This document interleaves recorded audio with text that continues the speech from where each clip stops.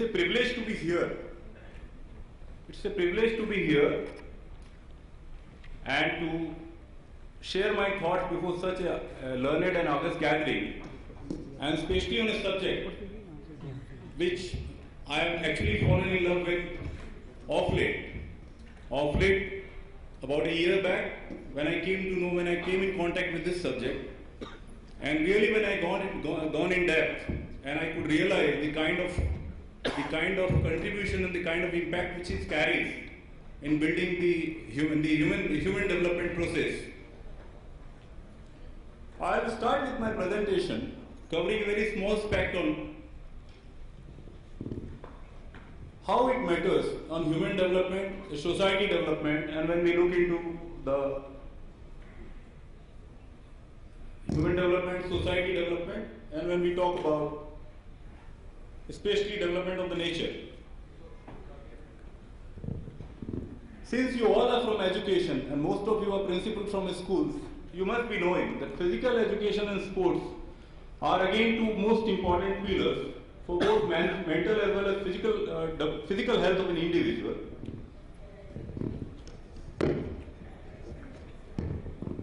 Regular physical activity in children and adults has shown to facilitate better stress management, alleviate depression and anxiety, strengthen self-esteem, boost mental alertness. I would like to quote Nelson Mandela, who speaks, sports has the power to unite people in a way little else can. It can create hopes, break racial barriers, laugh in the face of discrimination, speaks in language they can understand. Above all, sports is not a luxury in society. On the contrary, sports is an important investment in the present and in the future. Sustainable sports and recreation management makes a valuable contribution to protecting our delicate environment and reducing our ill adverse impact on it. See, let me just put across, I am sure you all are aware, we all are aware as a citizen of this country that probably in the global arena in sports we are nowhere, we don't stand anywhere, except that in cricket we are getting some laurels. But when we talk about the global events like Olympics, Asian Games or Commonwealth, we are nowhere. Actually this is a non-related topic, actually I just want to highlight, I'd like to draw your attention. Look into, in totality there are 48 Olympics which have been played so far, right from the beginning, including both winter as well as summer Olympics, out of which our country has participated in 32 Olympics. And when we look into the medal tallies, out of 17, almost 18,000 medals, we have been awarded 26 medals only, which is 0.15%. Whereas when you look into the population terms of the country who are participating, I think we basically represent almost a population of 30 to 35%. And when we look into the numbers, we are nowhere. We are negligible. When we look into the individual sports, in the recent years, we have got one medal, Abhinav Bindra. I think we have got one gold medal, that's all. Let's get into Asian Games. In Asian Games, when you look into the statistics, total 16 Asian Games have happened so far. Fortunately, we participated in all of them. And when we look into the numbers again, out of total 12,000 plus medals which have been distributed, as a country we have got 545. The performance is a little bit better than the Olympic, but again when we look into the representation in terms of population, I think we are nowhere. Similar cases with Commonwealth Games. This is just a highlight that where as a nation, when we look into USA, when we look into Japan, which are relatively very smaller in terms of population than us, where they stand today. I think that's a kind of benchmark this nation should look for. A good part of that, in recent years there are certain flares which we all could witness. There is a spark which is actually being seen in sports. And I think since you all are dealing with the very premium age group of especially any human life, it's very important, I feel it very important to share my thoughts on that. See, what is regular physical fitness? Being physically fit, what does it convey? Just in short, I'd like to contain in this slide.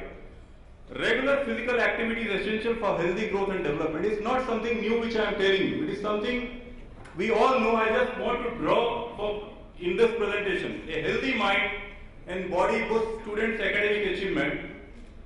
Researchers prove that better physical fitness, physical capacity and physical activity results in higher school ratings of scholastic ability. Regular physical activity right from early years of learning helps to maintain a healthy body weight, lowers level of anxiety and depression, enhances the cognitive functioning. I just try to do a kind sort of a comparison, physical activity versus physical education. Just want to draw physical activity casts behavior, curriculum-led physical education. This is very important. Curriculum-led physical education teaches about physical activity helping the students to attain the knowledge and skills. Most of the time, students are physically active in the play during PT periods or otherwise. But unfortunately, most of the students are not comprehensively, I would like to quote, they are not physically literate. This is a very important line which I want to draw your attention to.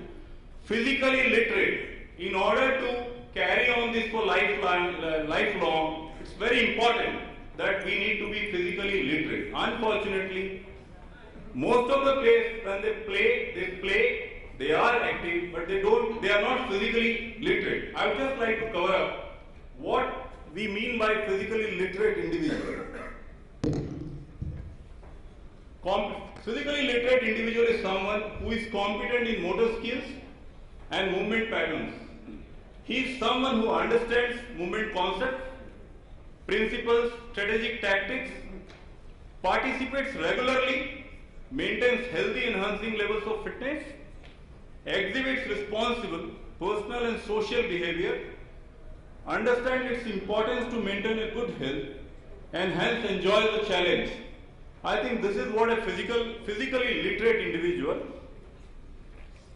Getting on to that, I would just like to take a snapshot, the cause of concern.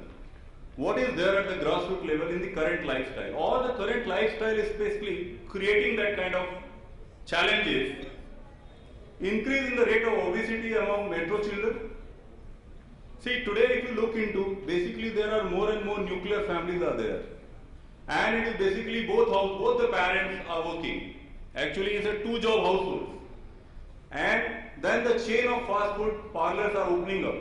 And by a habit, the culture is being developed among children who not only love it, they actually want it. And I think that is creating the cause of concern largely. Because it's heavily rich into fat and the rich diet. And this leads to increase in cases of hypertension among adolescents. Increase in the cases of diabetes among teens and preteens. I'm sure you all must be aware, we all are aware, that probably 10 years back or 2 decades back, this word of diabetes in teens and preteens was a rare word. Hardly there is to be someone who was having that. But nowadays it is becoming regular. I think that's a great cause of concern.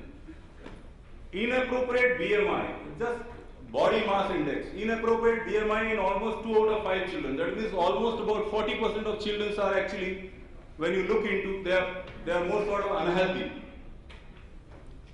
More cases of anxiety. This is leading to more cases of anxiety, depression, and moodiness among adolescents.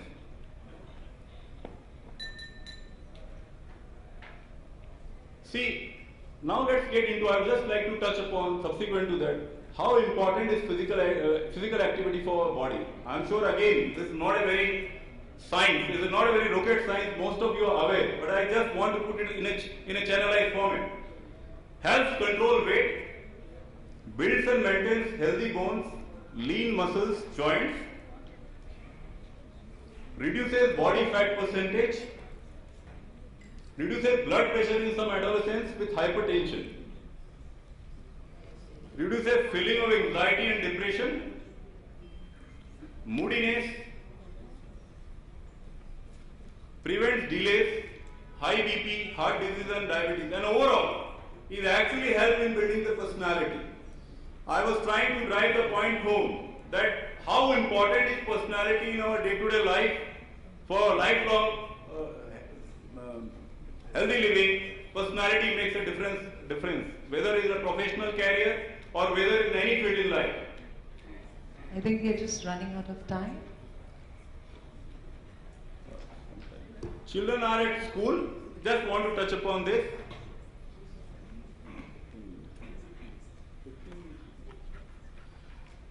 Children are, I just want to put across that physical activity and academic achievement.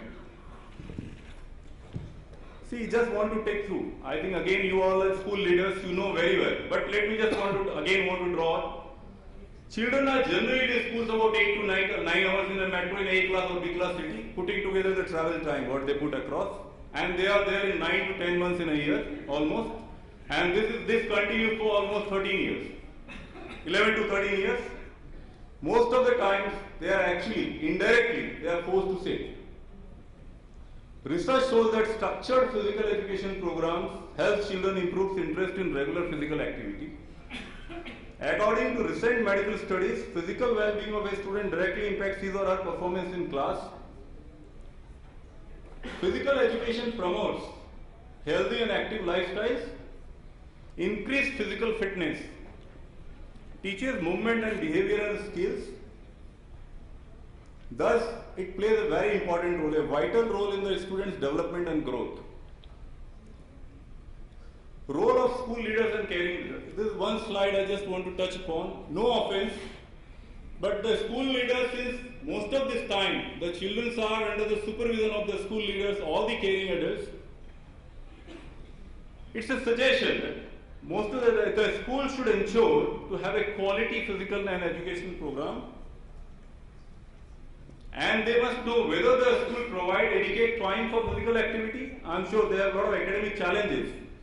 And there are earmarked times for physical activity, but whatever time which they allot, whether is it adequate, can they increase it? And whether this time when the children are actually into physical activity, whether this activity is leading to physical fitness and skill development, whether this activity promotes interest in activity outside classroom. It's very important. See what happens, school is a place where actually the leaders play a very important role to infuse the interest in a child, basically. So, despite the child puts very little time in physical activity or sports in school, but if it is done in the right manner, it actually infuses the interest in the child, and probably after the school or on holidays, the child will put up that much physical activity or sports, which will actually cover up a lot of gap. So I think this is a very important line. Above all, making him or her physically literate individual. He or she should know that how it adds value and whatever exercises which they do, if they do in a right manner. The school should ensure to have a curriculum-led and activity-based PE and sports program and must advocate for a periodical evaluation of these programs. Let me just have an opportunity to introduce my company, Sports Education Development India Limited, or SEDIL we call it. This is our company. Is jointly promoted by two large corporate houses, one very reputed corporate houses from Mumbai called Kohinoor Group, having diverse business interests. The another group is Podar Enterprises.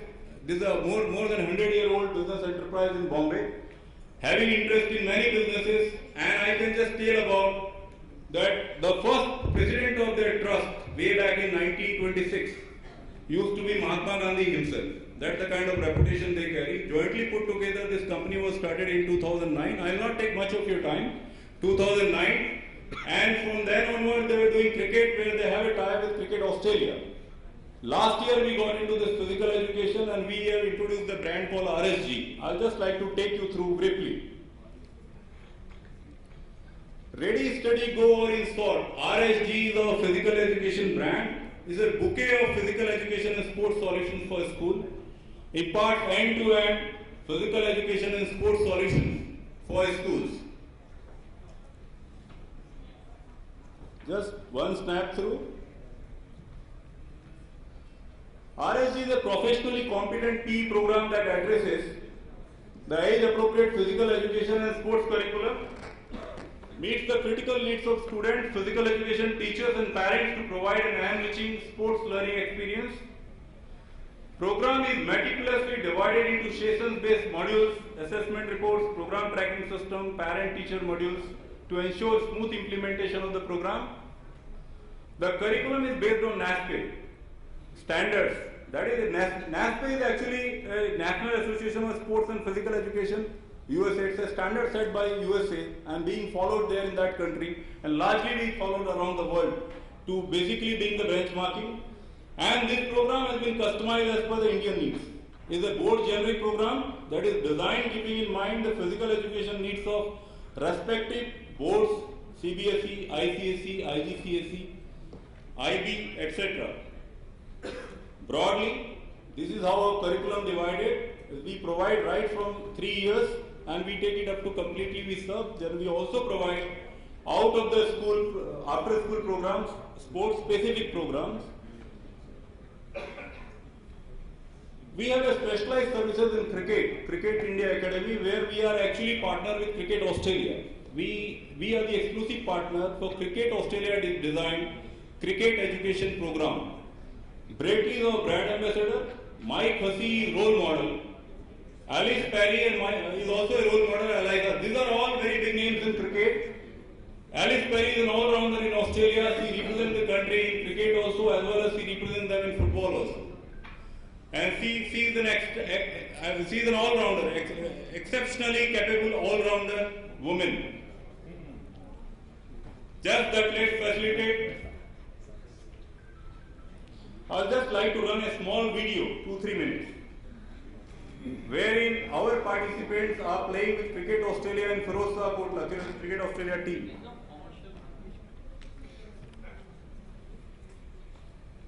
Just to showcase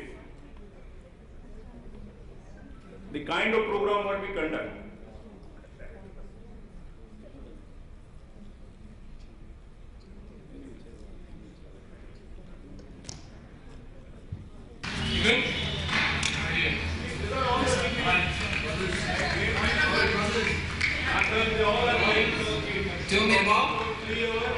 That is the kind of exposure students are getting.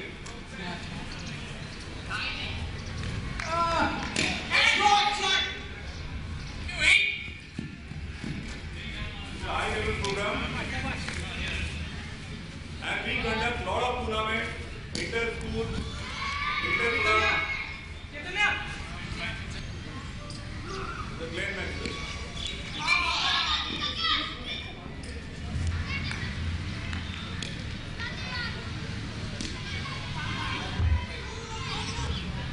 We have a stall outside. Give us an opportunity to interact more in this regard. Thank you. Thank you, Mr. Arun, and I think one of the latest trends in education is going to be integrating sports into the curriculum completely.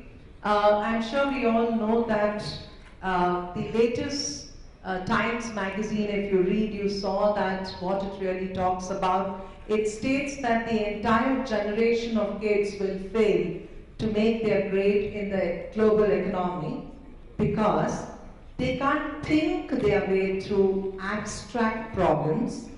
They can't work in teams. They can't distinguish between good and bad information.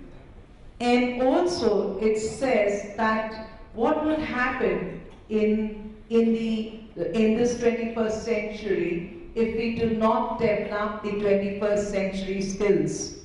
And it is very clearly stated by the National Research Council, the Committee for Economic Development, and Asia Society in US, which has designed a fantastic framework for 21st century learners.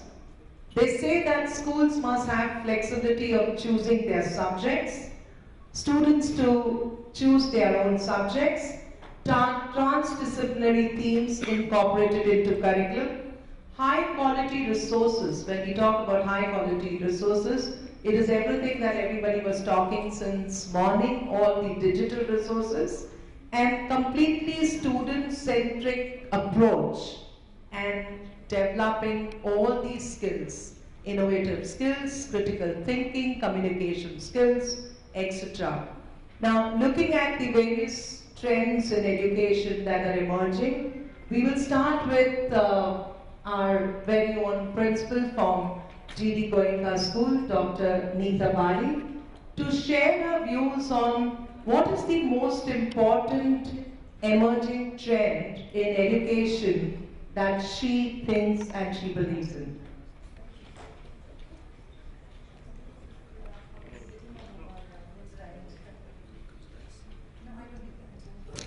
Well, good afternoon, ladies and gentlemen. I'm sure after a hearty meal, almost everybody is dozing off. So I'm not going to talk down at you. I'm going to talk with you. I feel the most significant emerging trend in today's education scenario is mainstreaming. I don't know how many of you are with me on this. Many of you are educators, many are heads of schools and principals, and I'm sure many of you are already following this in your respective institutions. Therefore, rather than claiming that I'm an expert in this field, I would rather that you collaborate with me and we talk about this together. To begin with, what is mainstreaming? We all know that so far, in fact for many, many years, students who have suffered from some learning disability or the other have been kept in separate institutions because the mainstream schools are not equipped to handle these students. That has been the norm for numberless years. But of late, a very significant emerging trend is ensuring that these children who are suffering from some learning disability, some physical disability, are incapacitated because of some disability, they are brought into the mainstream school that they learn to adapt, adjust, and they study with their peers who are normal in all respects. I'm sure all schools worth their salt are doing it. And most schools do have the SEN, Special Education Needs, a cell particularly dedicated to special education needs, and also educators who are equipped and trained to handle these students. Now, how do we mainstream these children? Very quickly, and I think it's being done in most schools that believe in mainstreaming, we identify these children in classrooms.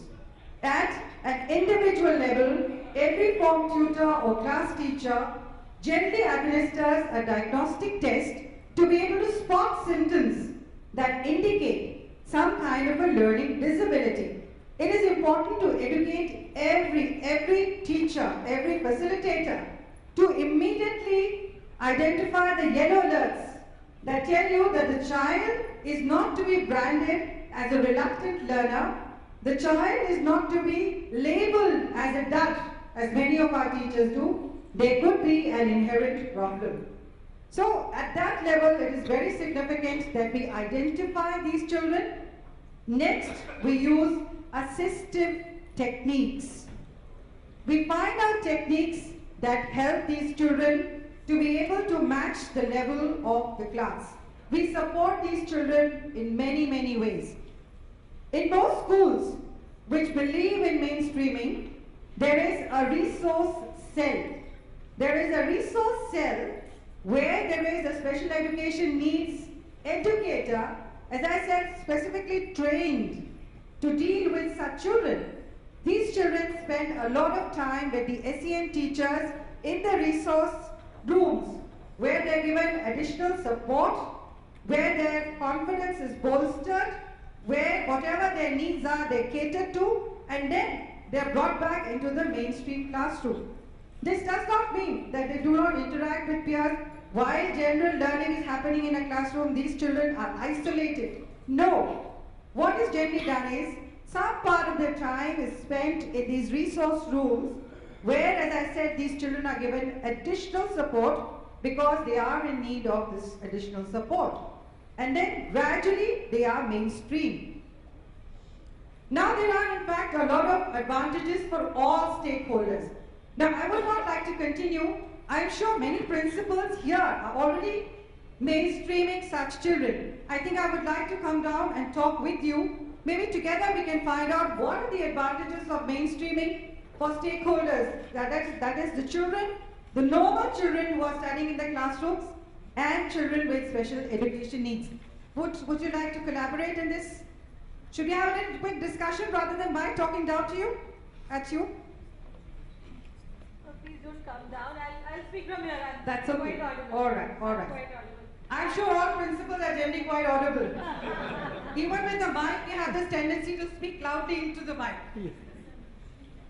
I have had an experience of a child with learning disability, highly autistic, not only in speech but also in his writing. But he was my student in class 11. He was my student in class 11, and he went to class 12. We were very skeptical about him in the board examination. We could not even ask for a scribe for him because his speech was very slurred. Not everybody could understand him. We could, but a scribe is assigned only a few days earlier, so we could not train the scribe to learn to listen to him, understand it. So he wrote his exam, and let me tell you, he passed with good percentage. Okay. Thank you. So, Thank and he you was for a sharing. mainstream student.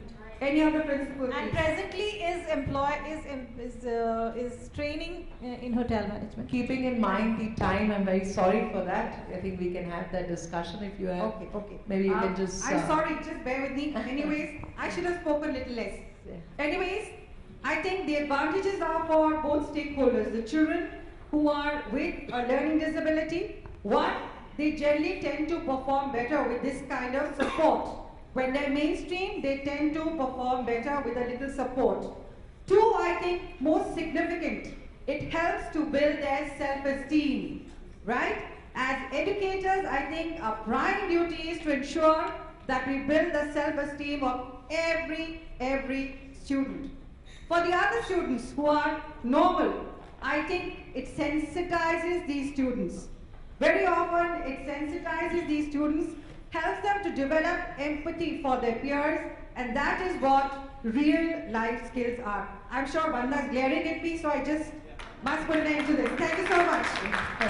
Thank you so much, Neeta. And I think the first and the most important trend that is going to be in education, and the challenge that educationists are going to face in the coming years, very well Neeta put it, is to have children with various disabilities, and mainstream education is going to be a biggest trend, because every second child that is born today has some issues, has some problems.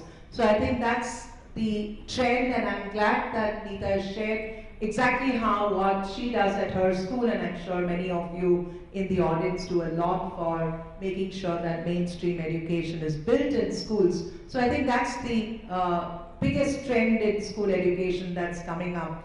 Then we have with us another eminent principal from the Shri school, and that's Sudha Sahay.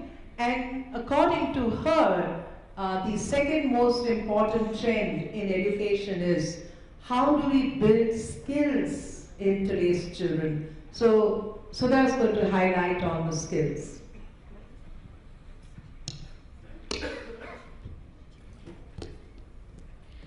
Good afternoon, everyone.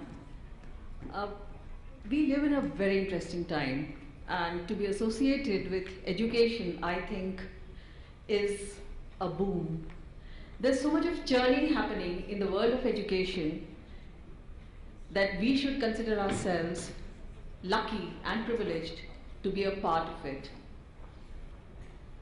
The moot points being discussed in today's times is unemployment versus unemployability. One size fits all versus differentiated learning. Creativity versus programming. Content-heavy curriculum versus skill development.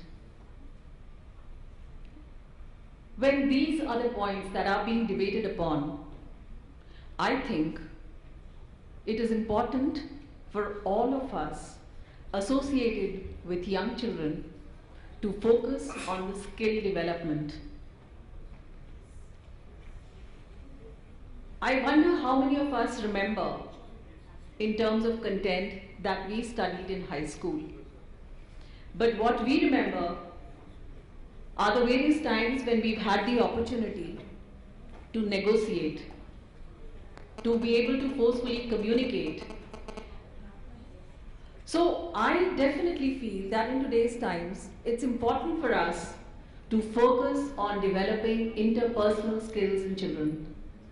And when I say interpersonal skills, what I mean is to create opportunities for children to become strong in their communication skills, to give children the capability to handle conflicts in life.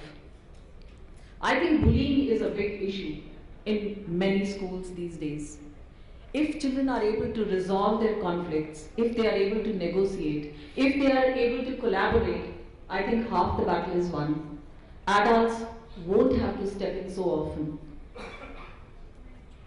When I say collaborative learning, what I also mean is peer tutoring and peer mentoring. These are terms that are being discussed. And I think I can definitely quote a personal example when some concepts in maths went above my head.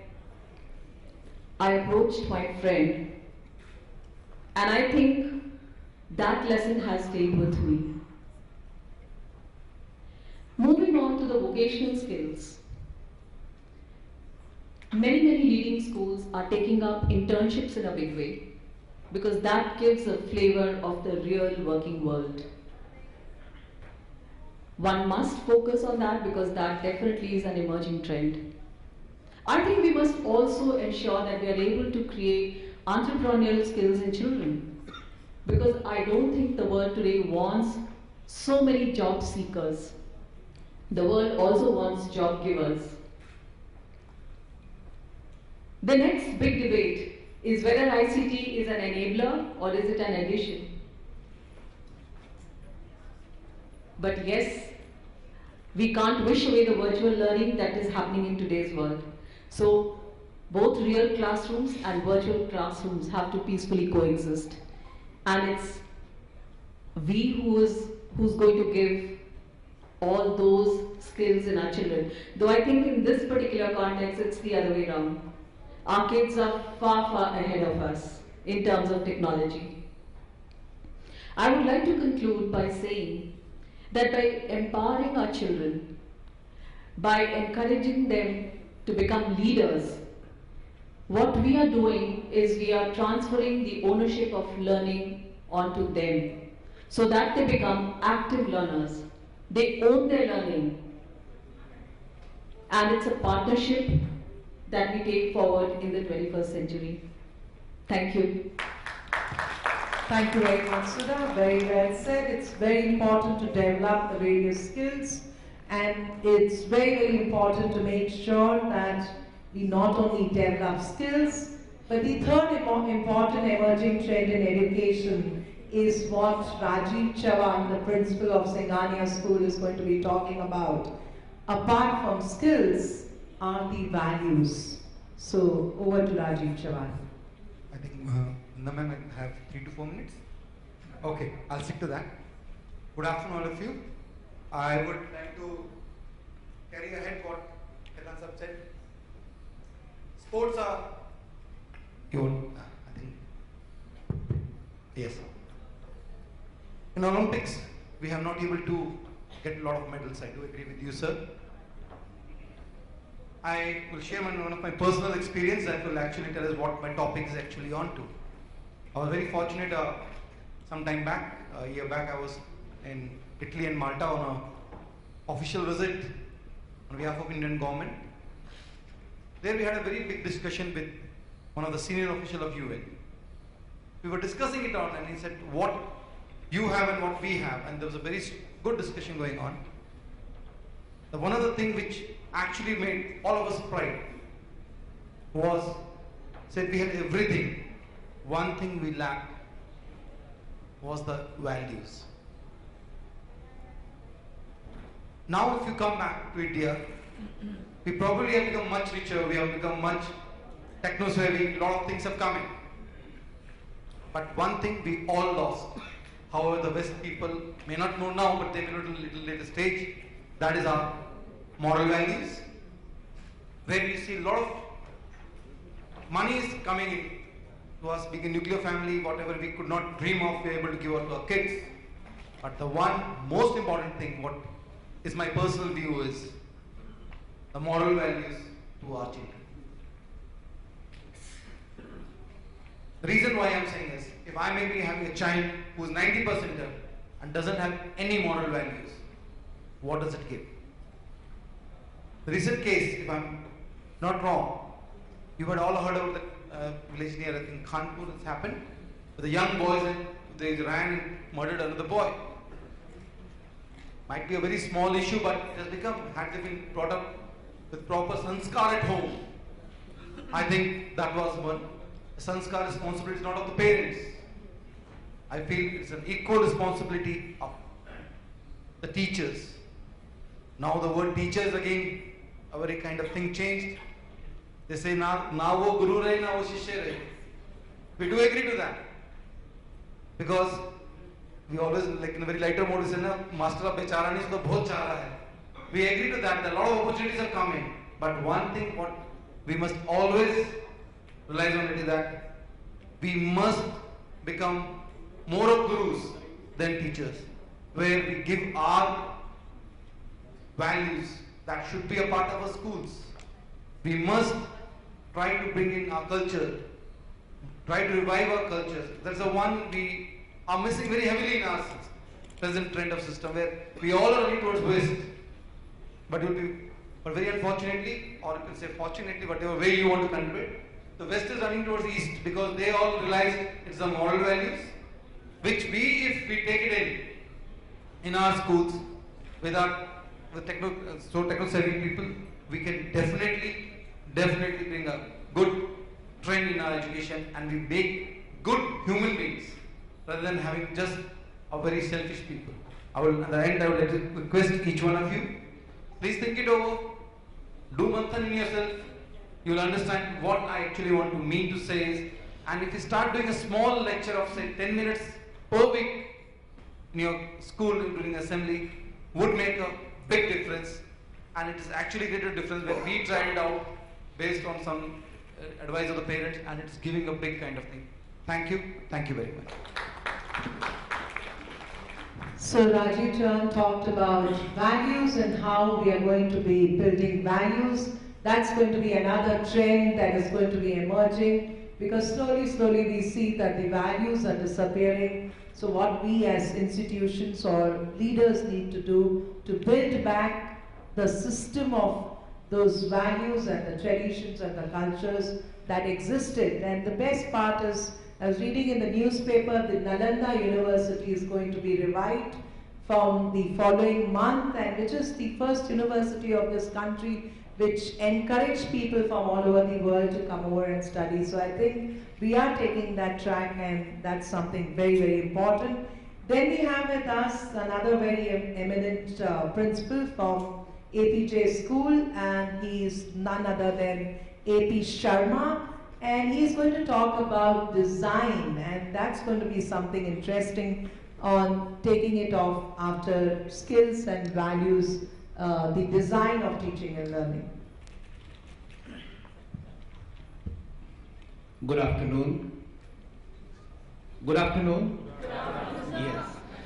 So the filtered quality participants willing to learn because you think that your glass is always empty, and whenever it gets full, you unlearn so that you can learn more. I really welcome. And since I thought that what could be, I must talk to the quality people, is something unique. Ma'am has introduced the topic as design. It is actually design think. And design think is a different concept based on one simple reason, that every child wants child-centric education. He wants, oh God, oh teacher, please teach me the way I learn. And that is why when I once visited 2-3 years back MIT University, and I called the professors, and I was lucky to have a workshop of MIT USA on design think in my school, in which from all over India people participated. And I came to know that it is really interesting that we have to come out of the compartments of education and subjects. Even in class nursery and KG we teach, okay, this is Hindi period, this is English period, then you will teach them EVS, and then you will teach them maths. They said education has no limitations. And in design think, if you want to teach drawing in a class, don't teach that, okay, this is a flower, it has 5 petals and please make it. Give opportunity, tell child, make a flower, and you will find creativity. You will find different kind of flowers, and you will find one special flower which about which you would have not even thought. And then bring into it 3 important things: conceptualization, creativity, and the most important, collaboration. Right now we are working on this design think approach, and we are lucky to be the pioneer in the country. We are working with the William D. Cooney University, Netherlands, on this for last 2 years, and in which we are giving completely open space to a child to learn and to understand. And very simple thing is that how a teacher can prepare a lesson plan which is open-ended. Because whenever you prepare a lesson plan, you have a pedagogy, and the most important thing is you have expected learning outcomes. And at the end, when you are verifying expected learning outcomes, mostly you will find that these are not met. Because the class is a combination of multiple intelligence children. I have took this word from the gardener, and you know how we can calibrate them and can use their special skills so that they can come to a conclusion that yes, after verification, we come to the conclusion that this is what is needed for the remedial teaching. Design think is a big approach. I can't fix it within 3 minutes. I have given you some gist that now we are working on thematic teaching in class nursery and KG, where we took a theme, and on that theme a teacher is teaching continuously, not thinking about when she or he is talking about mathematics or EVS or Hindi or English. So there is no compartments, and even the child is given opportunity to come and join. The best way to teach is that we should know that these subjects are interrelated. Why India was invaded every time from a particular direction. This is history, but the geography is the reason behind that. Then the prosperity and the economics is the reason behind that. And I'm telling you, design think, and I will give you my email ID if you want to be in touch, because we are in touch with them. They are every 3 months they are coming here. Our teachers went there, and we are working on this design think approach, which is quite elaborated. But please give the students the best. I will finish with just half a minute's illustration. 15 years back, when I became principal first time, then on Teachers' Day, one special child came to me, special child, a special need child. And I think they are not a special need child, we are the special need people, because we don't recognize them. This child came to me on Teachers' Day thinking that it's my birthday. And he gave me a card. This child was in nursery and they were not allowed to come on Teachers' Day. He gave me a card, and on this card it was written very good. I said, "Beta, why did you give me this very good?" She said, "Sir, on my birthday you gave me good. So I am complimenting you with very good." At that moment I thought I was a loser. I could have given him excellent and would have received better than the excellent. I think that is why that was the day I thought I must unlearn something to learn, and I thought that I should try to find out from this special child, because whenever something is hidden, something has been taken away by the God, God gives extra. You know it, Albert Einstein was a special child. So I thought, let me find out, and Albert Einstein in this particular child, I worked hard for 12 years to find out, and I'm happy that child is stood third in IIT. Thank you. Thank you very much, Mr. Sharma, and I think that was really great to see that the most important trend that's going to be our biggest challenge for schools is how to break down these subjects and how to have transdisciplinary themes and make sure that teachers are well equipped for the same. And I think that to think and to design that kind of curriculum is going to be one of the trends in education in the coming years. Now we've heard from different people on what are the emerging trends in education. And then we have with us Arup, who's the Principal and Education Officer of Royal Global School, Guwahati. And we'd like to hear from him that why do you think these trends in school education have come up? And what is it that's happening in this country that these unusual trends in school education is what we're going to be seeing in the coming years?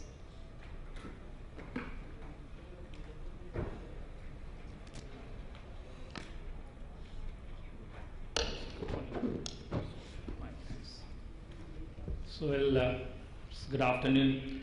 Let me try to connect you. I wonder whether I'll be able to connect you or not, because I'm actually trying to look at this emerging trend in school education from a very, very different perspective. What I see, if I consider the last 25 years, I came to this profession sometimes in 1989, 1990. I see today's, whether it's a school education or it's a higher education, it's become infrastructure based. 25, 30 years back, when you start a school or a college, the emphasis was on learning, connecting, building relation. That are the things used to come to our mind first. As the time changed, we pump on the whole resource on a physical infrastructure. It's an education which is starting with emphasis on infrastructure. Why? As the social and economic changes coming off in the country, all over the world, people having the enormous purchasing capacity. Once you have an enormous purchasing capacity, purchasing power, you look for a better product. Now the learning cannot be changed. Learning is a constant and which will not be visible. But if parents come and pay you 10,000, 12,000 fee and they say, what is the difference you can make? And the difference you can make, it takes 10 to 15 years to see the difference in a child, in a learning taking place.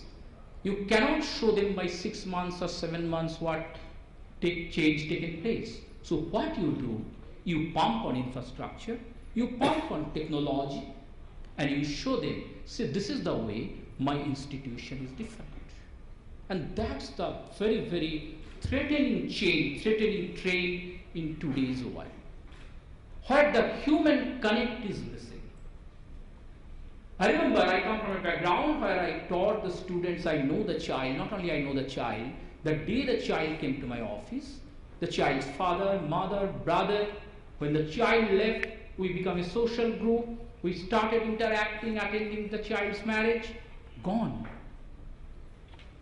I think we need to address this issue. That's a very, very important trend. Unless you have a human connect, technology cannot connect. Technology cannot connect you. It's only the human. That's why you need somebody to stand in the classroom. You cannot do this. So this is a very, very important thing.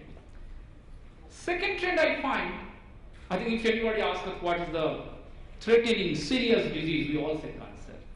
But I say no. It's an information anxiety.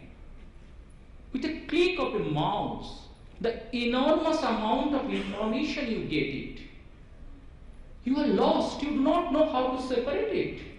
15 pages Google will give you. Except Google will not be able to tell you if you lost your chappal in the temple or it is gone. But anything else Google will tell you, and the child and the adult will have information anxiety. So the people is going to suffer from information anxiety. That is a trend. And if the young generation are not known how to separate this, the value of information to take it and how to throw the rest of there, that's the great challenge, and this is a very important trend. Next, let's come to me.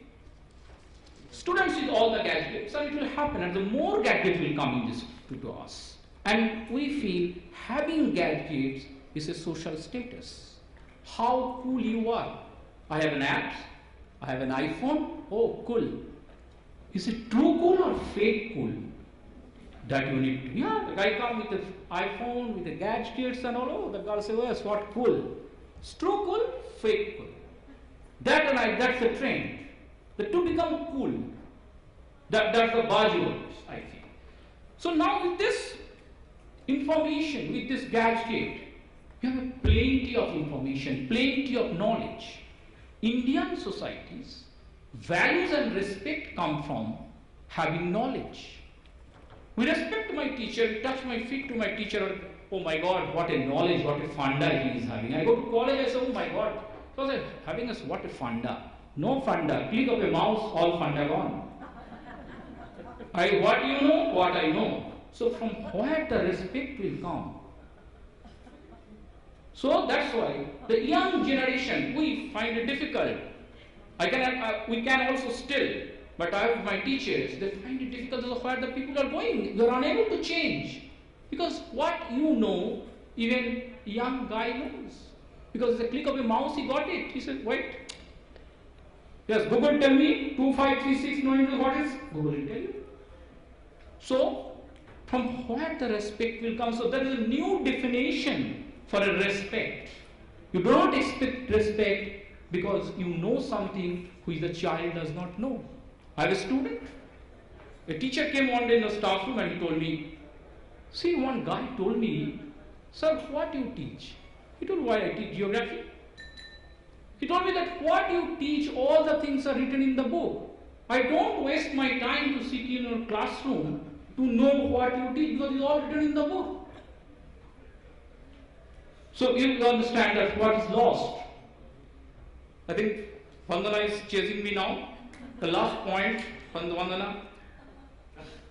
The one important thing which struck me very well, that information, gadgets, technology, what it has done, it has stopped people, human capacity to think, create and innovate.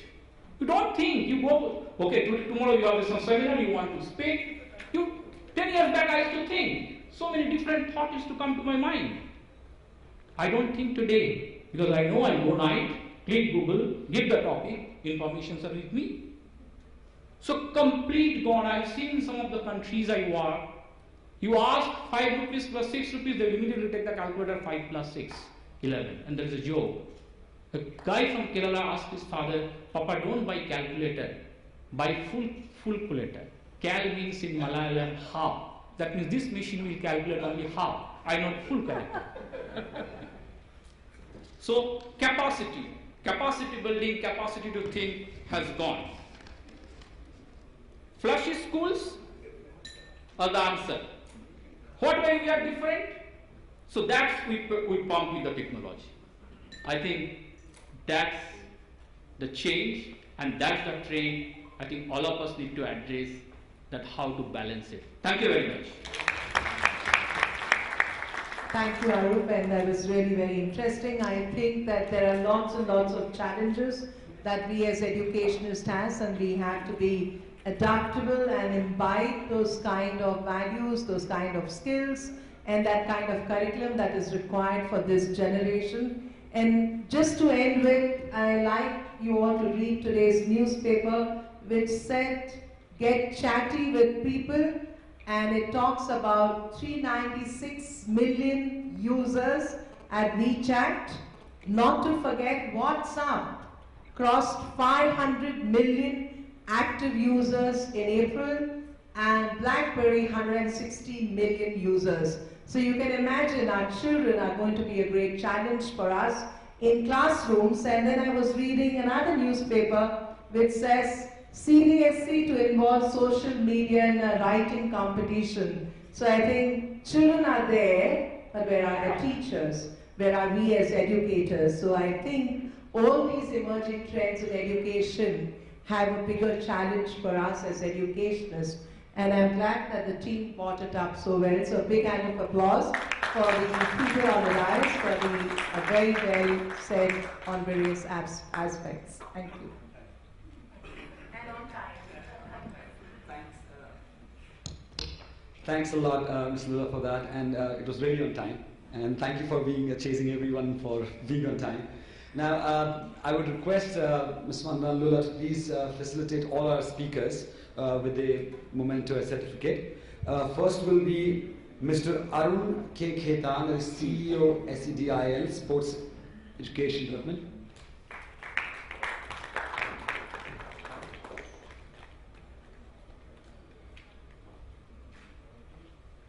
Next will be Mrs. Sudha Sahay, Principal, the Shri College, Shri School, Aravali.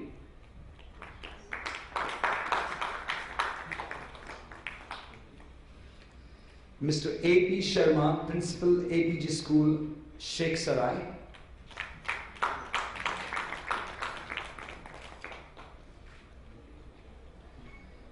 Mr. Rajeev Chauhan, Principal, Shri Padampat, Singhania, Kanpur.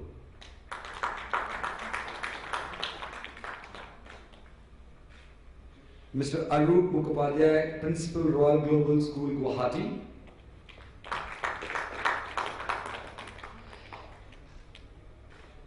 And I will request Mr. A.P. Sharma, Principal from Apeejay School, to facilitate our session chair, Ms. Vandana Lulla, Principal, Podar International School, Mumbai.